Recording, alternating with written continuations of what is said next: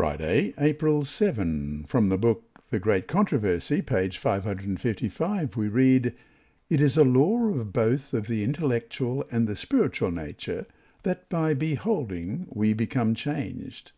The mind gradually adapts itself to the subjects upon which it is allowed to dwell. It becomes assimilated to that which it is accustomed to love and reverence.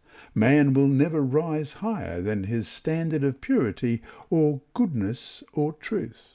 If self is his loftiest ideal, he will never attain to anything more exalted. Rather, he will constantly sink lower and lower.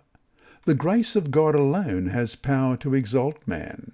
Left to himself, his course must inevitably be downward."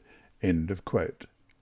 Subtly, imperceptibly, almost unnoticed at first, our characters and our personalities change based on the seeds that we are sowing in our minds. Sow good seeds, and you will produce good fruit.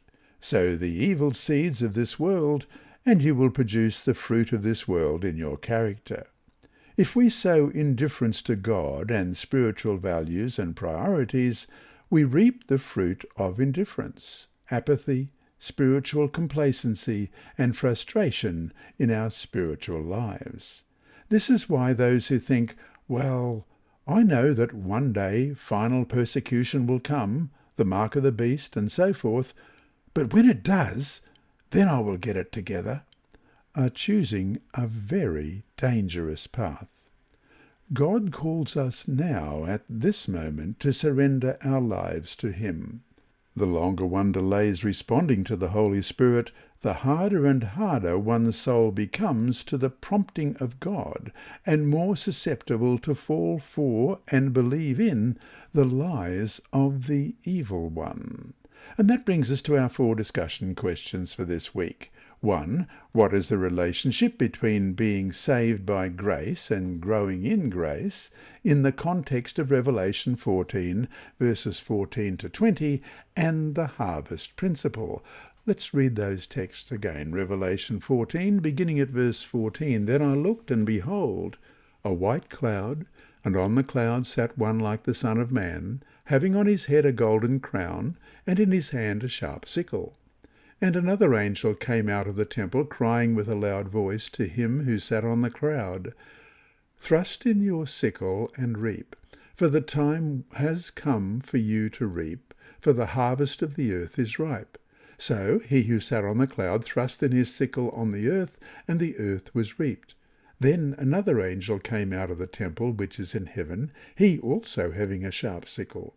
And another angel came out from the altar who had power over fire, and he cried with a loud cry to him who had the sharp sickle, saying, 'Thrust in your sharp sickle, and gather the clusters of the vine of the earth, for her grapes are fully ripe.'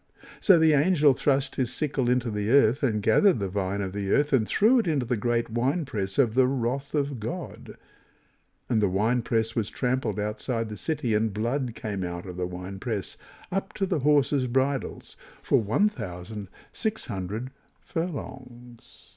And question 2, discuss the elements necessary for the growth of plants, and compare them to those necessary for our spiritual growth.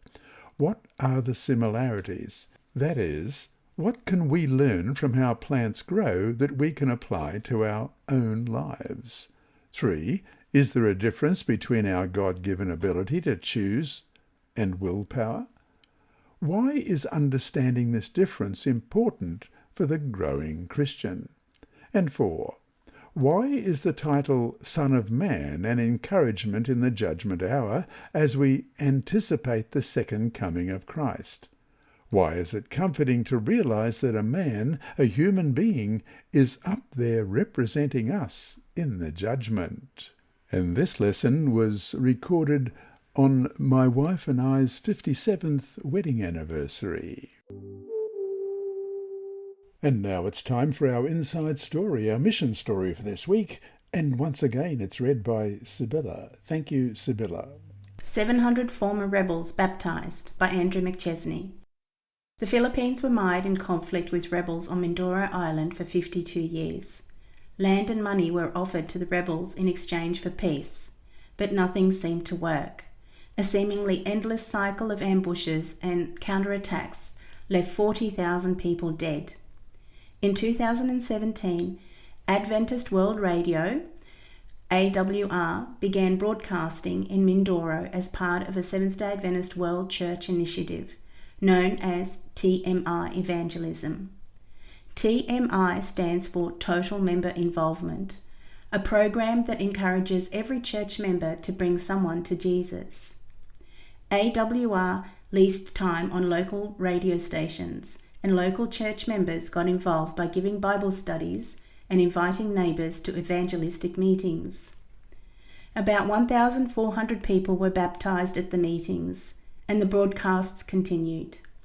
In 2019, rebels holed up in the lush, green mountains of Mindoro began to listen to AWR. As COVID-19 swept through the world in 2020, a number of them decided to surrender to Jesus. Rebel leader Carl Martin could not understand what was happening, and he started to listen to AWR. He was hiding in the jungle, watching and trying to figure out why his fighters were leaving him, said AWR President Dwayne McKay. So he started listening to the radio. Martin was responsible for the deaths of dozens of people, including 21 soldiers whom he ambushed while they slept and shot dead with one of their own machine guns. But as he listened to AWR, he also decided to give his heart to Jesus. A blood-stained chapter of Philippine history drew to a close when about 700 former rebels, including Martin and his wife, laid down their weapons and were baptized at AWR-led evangelistic meetings. In all, over 60,000 people were baptized during the Earth's final countdown meetings across the Philippines about a year ago. What bullets couldn't do, God has done, Mackay said. The Philippine government has granted amnesty to the former rebels.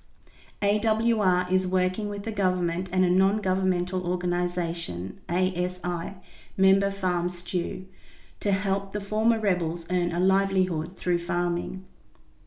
We won't stop the AWR broadcast, said Mackay, who also serves as an assistant to the General Conference President and is in charge of total member involvement.